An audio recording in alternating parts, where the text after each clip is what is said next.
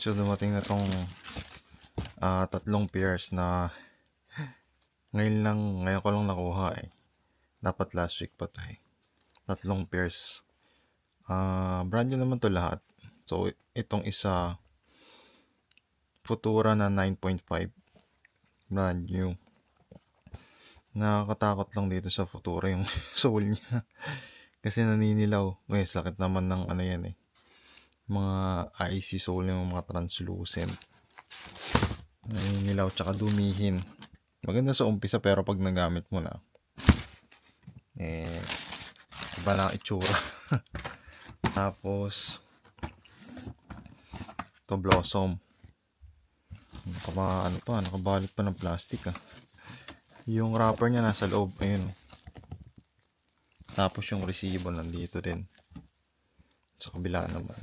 So nilagay nila sa plastic. 9.5 din to. Brand new din yan. Tapos SB na J-Pack. Ito 8.5, maliit lang. Brand new din.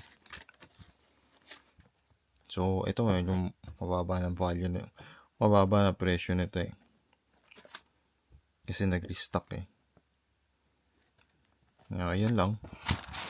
Yung maliit ng sizes eh, walang 11 or 10.5 mal lang. Pero okay na. Ayun, may resibo pala to. Ayun. So ayun, tatry ko siguro i-post picture tapos i-post